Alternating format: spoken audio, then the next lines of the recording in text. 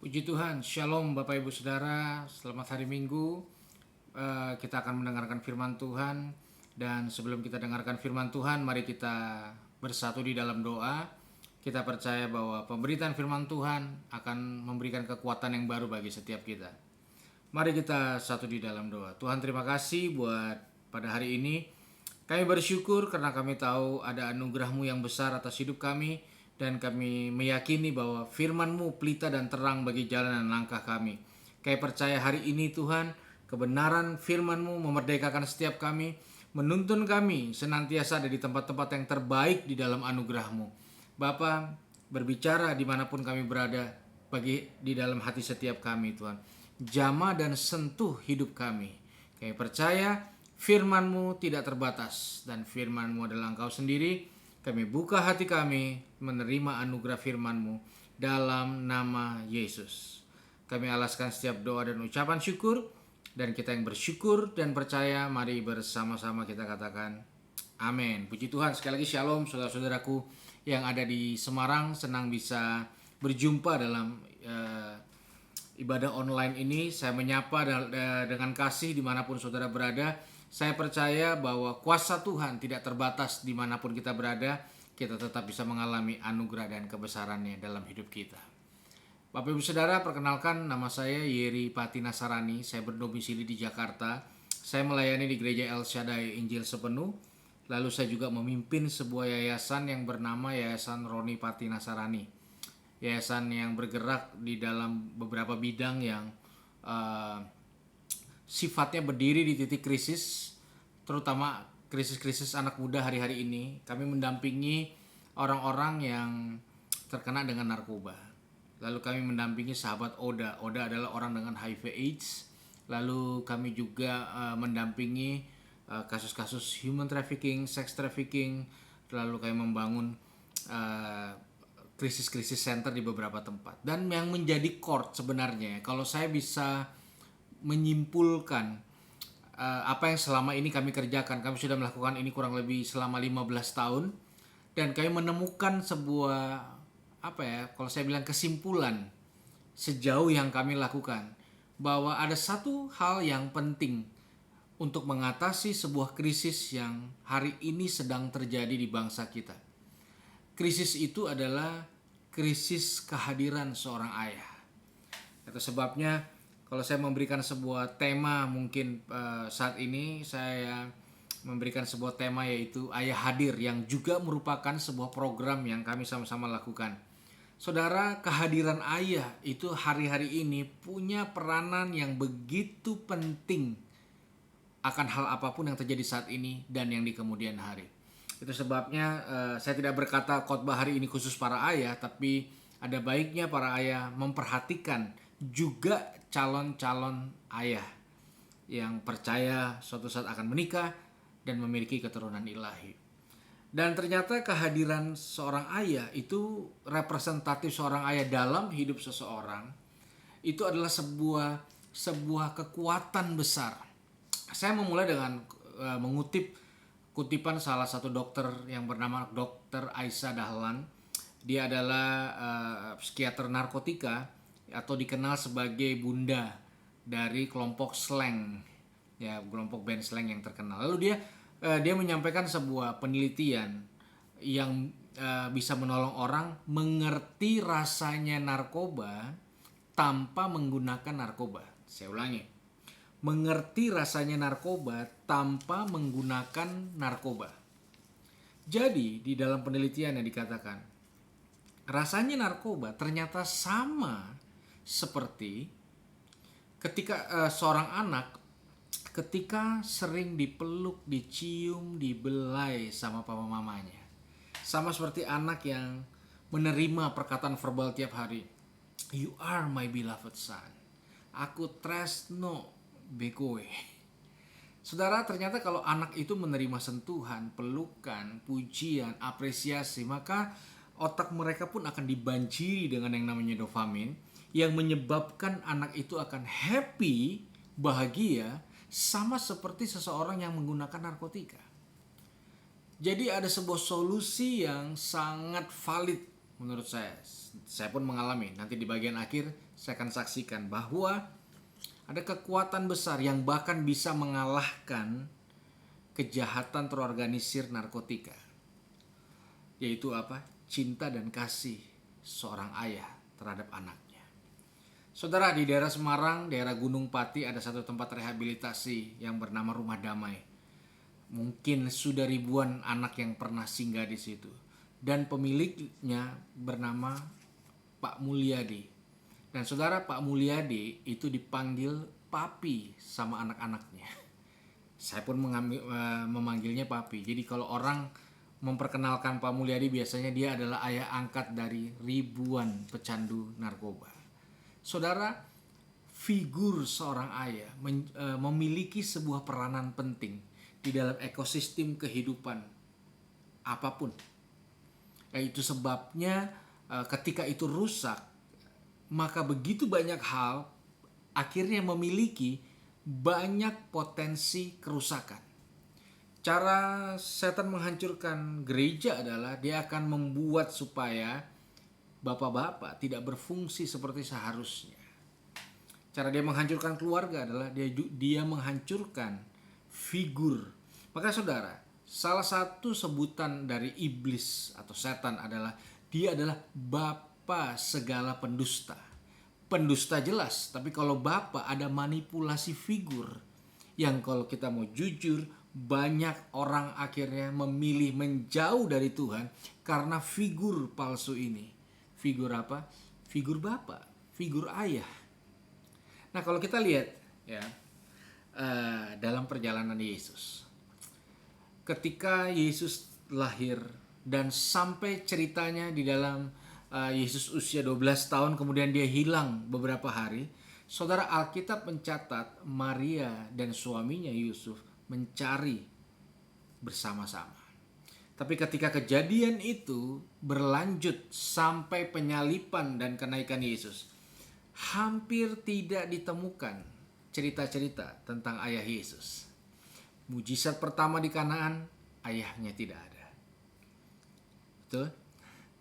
Dan ketika Yesus mulai membangun pelayanan, hanya dikatakan ibu dan saudara-saudara yang datang mengunjunginya. Ketika Yesus dari Taman Getsemani lalu berjalan menuju Bukit Golgota, tidak ada indikasi ayahnya ada di situ. Bahkan kalau kita melihat jenazah Yesus diturunkan dari salib, dibawa ke kubur. Ketika kubur kosong, tidak ada indikasi ayah Yesus ada di situ. Lalu ketika Yesus naik ke surga dalam Kisah Para Rasul, tidak ada juga indikasi yang mengarah pada kehadiran Yusuf dalam hidup Yesus. Tapi apakah dia mengalami sebuah krisis? Tidak. Ada satu momen penting yang banyak orang tidak sadar pentingnya momentum itu. Peristiwa apa? Ketika Yesus dibaptis. Kita sama-sama tahu di dalam kitab Injil, setelah Yesus dibaptis, dia memang punya ayah fisik, Yusuf. Tapi banyak orang sebelum peristiwa itu tidak tahu siapa ayah bapaknya yang sesungguhnya. Disinilah kita melihat powerfulnya kuasa Tritunggal. Lalu muncullah suara dari surga yang berkata, "You are my beloved son." Inilah anakku yang kukasihi.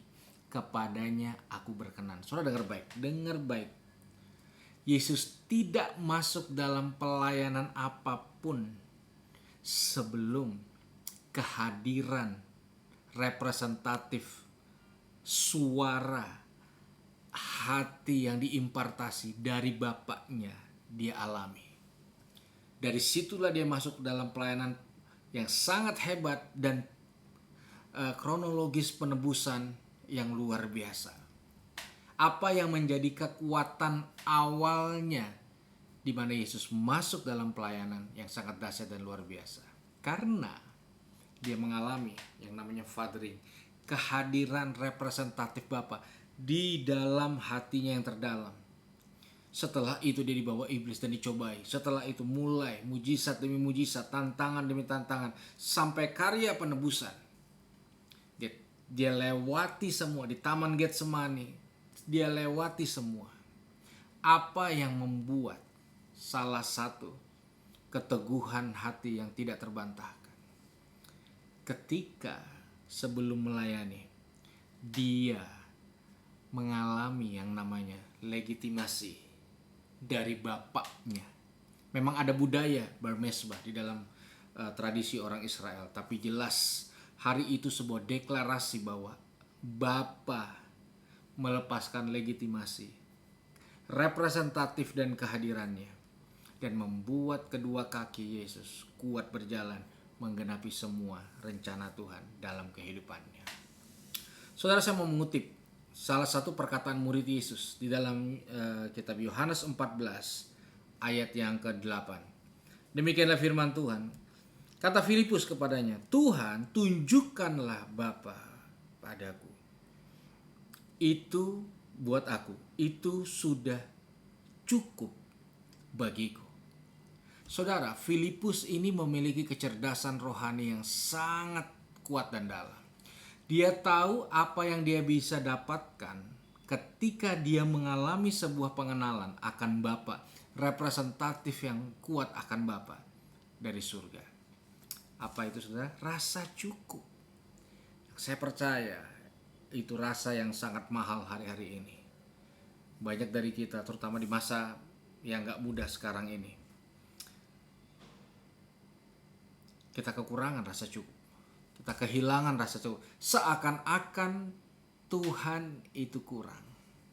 Saudara, dia sadar bahwa kehadiran Bapa, pengenalan akan figur, pengalaman bersatunya kita dengan figur Bapa itu, maka akan melahirkan sebuah rasa cukup. Dan itu yang sebenarnya Yesus bangun di muka bumi ini. Membangun Bapa-Bapa menjadi Bapa-Bapa yang kuat di dalam anugerah Tuhan.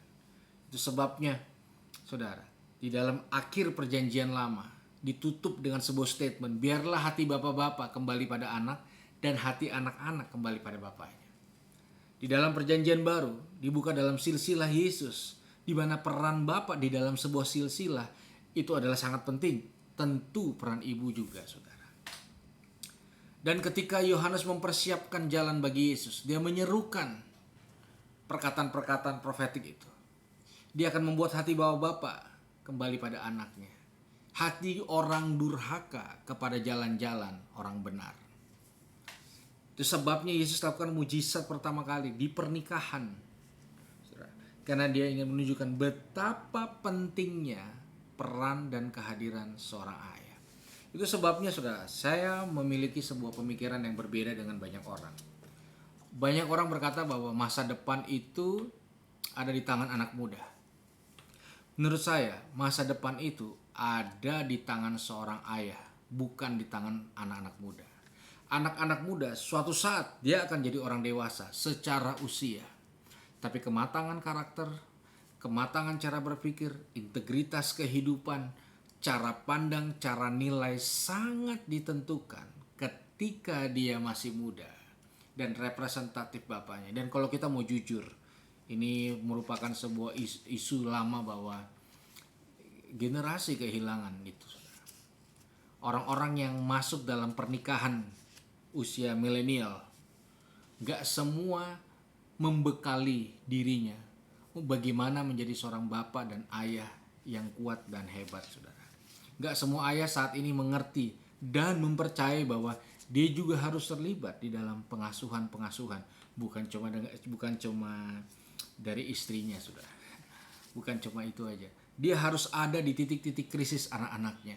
Dia harus jadi cinta pertama, dia harus jadi pahlawan pertama, dia harus jadi imam. Makanya gak mudah saya mendorong dalam kesempatan kali ini secara khusus untuk imam-imam, ayah-ayah yang mendengarkan, juga calon ayah yang mendengarkan. Jangan biarkan anak-anak kenal Tuhan pertama kali di sekolah minggu. Biarlah anak-anak kenal Tuhan pertama kali di rumah melalui fungsional dan kehadiran ayahnya, saudara. So, dengar baik, kalau anak-anak kenyang kasih sayang ayah di rumah, mereka tidak mungkin jajan kasih sayang di luar rumah. Itu sebabnya, kalau saudara lihat ya, lagu-lagu daerah di Indonesia hampir sebagian besar lebih menghargai ibu dibanding bapak. Ya, dan ya itu realitanya, saudara.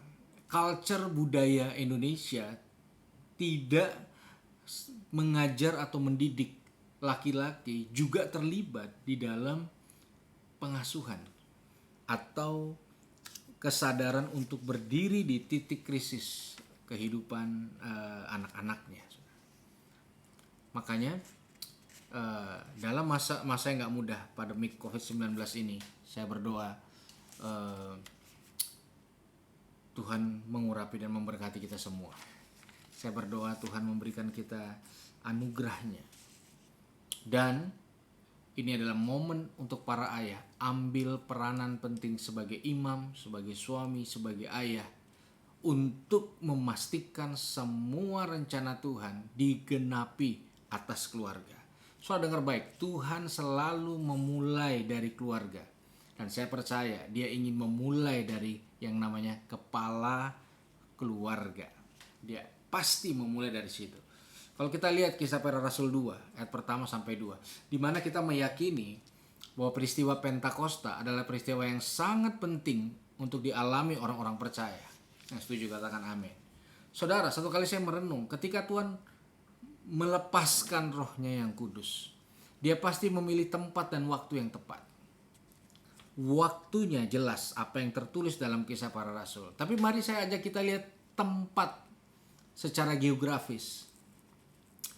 Kisah Para Rasul 2 ayat 1 sampai 2. Ketika tiba hari Pentakosta, semua orang percaya berkumpul di satu tempat. Tiba-tiba turunlah dari langit seperti tiupan angin keras yang memenuhi seluruh rumah di mana mereka duduk. Jadi api Pentakosta, pencurahan Roh Allah pertama kali dilepaskan di satu tempat yang bernama rumah. Itu sebabnya ayah hari ini harus menyadari bahwa harusnya keluarga mengalami kesembuhan pertama kali bukan di KKR kesembuhan. Harusnya keluarga mengalami pemahaman-pemahaman dan kedalaman akan firman bukan di kelas-kelas, tapi melalui tanggung jawab seorang ayah yang ada di rumah. Menurut saya COVID-19 ini juga Tuhan izinkan untuk memanggil para ayah kembali ke rumah. Itu sebabnya banyak ayah stres, ibu juga, apalagi mendampingi anak-anak dalam ibadah online. Tapi gak semua ayah siap dalam kontinuitas yang lama bekerja di rumah. Dan itu gak gampang. Tapi ini adalah sebuah culture kerajaan Allah yang kembali ditegakkan bahwa kehadiran seorang ayah harusnya representatifnya dimulai dari rumah dulu. Harusnya seorang ayah jadi orang hebat di mata anak-anak dulu, di mata istrinya dulu. Baru dia jadi orang hebat di luar sana. Dan saya percaya itu adalah juga kehendak Tuhan dalam kehidupan kita. Saudara, ada satu ayat yang menarik. Menarik sekali. Mungkin ini ayat penutup saya, saudara. Nanti saya akan tutup dengan satu kesaksian. Di dalam 1 Korintus 7 ayat yang pertama. Dikatakanlah seperti ini, saudara. Dan sekarang tentang hal-hal yang kamu tuliskan kepadaku adalah baik bagi laki-laki kalau ia tidak kawin. Buat yang belum menikah boleh katakan amin. Jadi firman Tuhan hari ini mengajar dan menjelaskan bahwa adalah baik bagi, dengar baik, laki-laki kalau dia tidak kawin. Menarik bukan?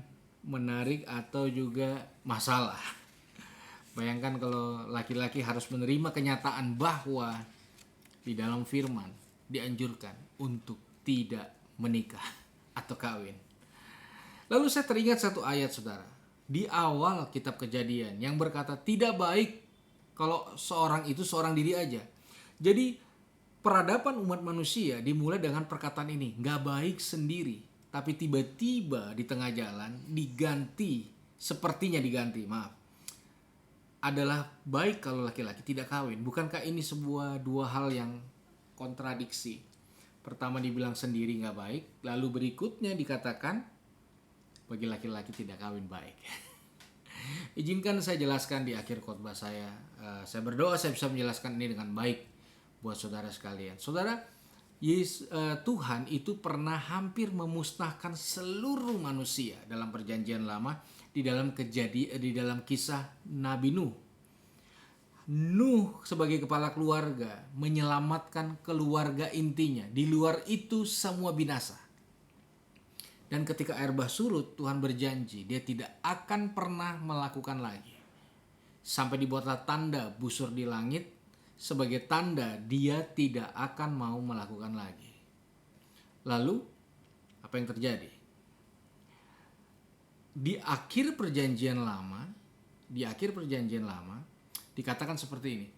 Baiklah hati bapak-bapak kembali pada anak-anak dan anak-anak kembali pada bapaknya.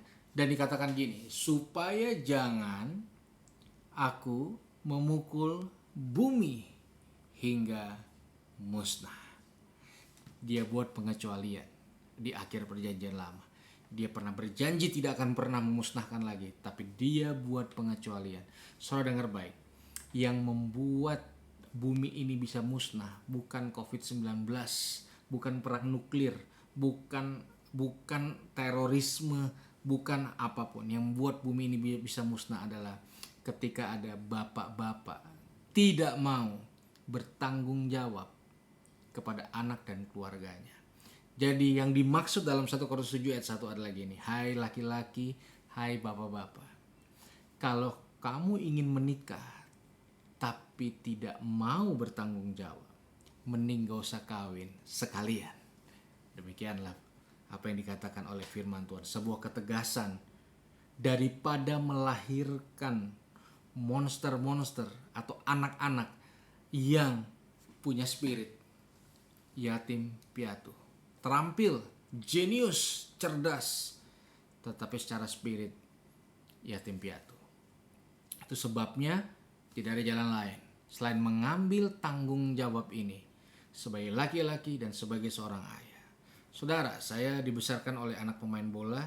Ayah saya, orang mengenalnya sebagai pahlawan atau legenda sepak bola Indonesia, Roni Pati Nasarani.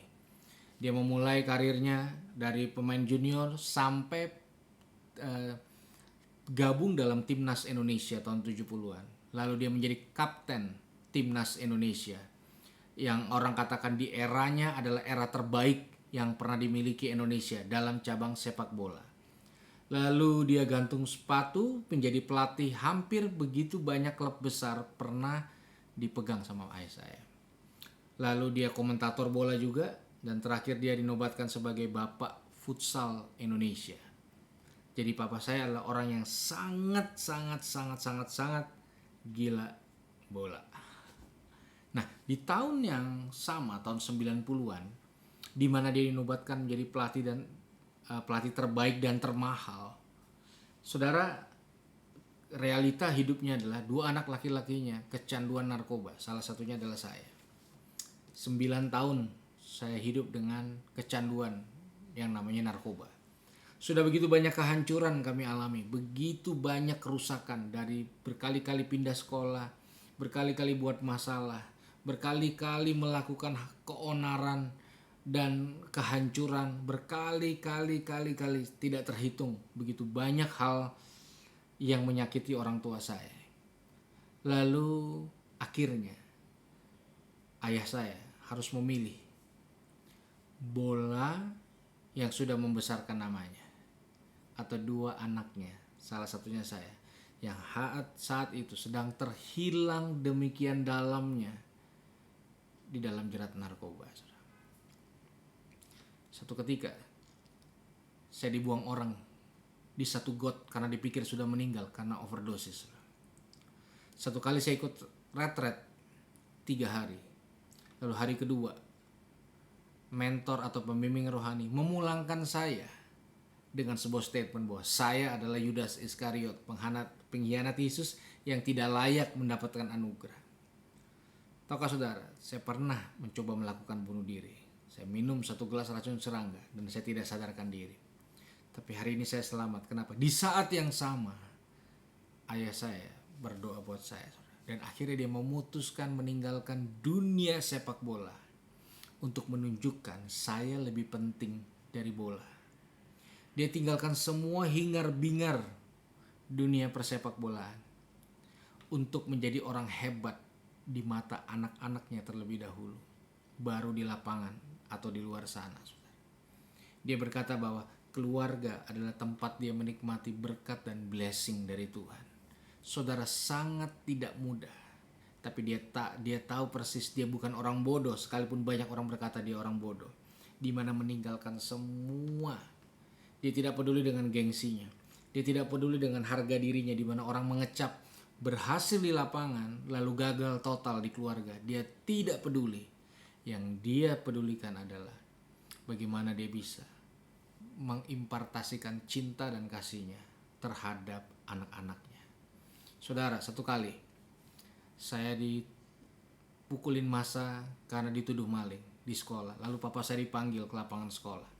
Nah, saudara tahu, satu sekolah teriakin ayah saya maling. Gelora Bung Karno teriakin papa saya hebat. Saya sudah sering mendengarnya. Tapi kali ini saya dan papa saya diteriakin maling. Bukan pujian. Malunya itu sangat dalam. Perjalanan hanya 5 menit, seakan-akan puluhan jam di tengah teriakan. Tiba-tiba, ini warisan, papa saya udah meninggal. Tiba-tiba dia rangkul saya. Lalu dia bilang, kamu bukan maling ya, kamu tuh anaknya papa. Angkat muka kamu, jalan lagi. Saya pandang dia berlinangan air mata. Di situ saya juga. Dan akhirnya saya dikeluarkan dari sekolah karena kasus tersebut. Dan dia berkata, apapun yang terjadi, saya tetaplah anaknya. Dan dia tetap komitmen menyertai saya. Sampai tahun 2000, di mana saya lepas.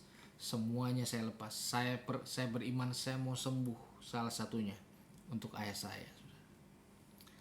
Dan saya pulih, kakak saya pun pulih. Kami semua keluarga mengalami pemulihan. 2008 Tuhan panggil papa saya. Saya pimpin ibadah penghiburan.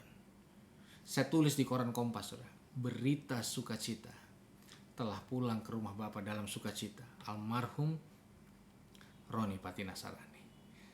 Saya menyampaikan bahwa saya bersukacita karena saya tahu kemana ayah saya pergi. Dan orang katakan ibaratnya hari ini umpan terakhir dilempar, saudara. Anak-anak dan keluarganya yang buat gol.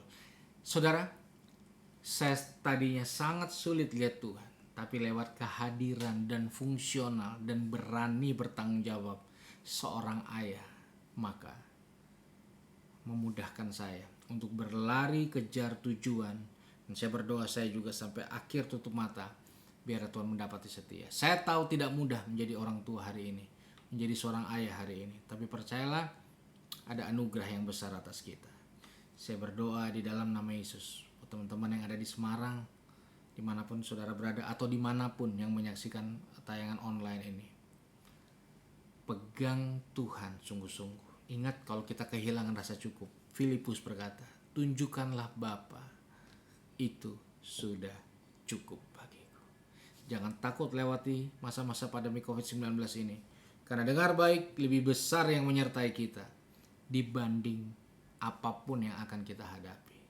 Percayalah, dia menyertai kita sampai kesudahannya.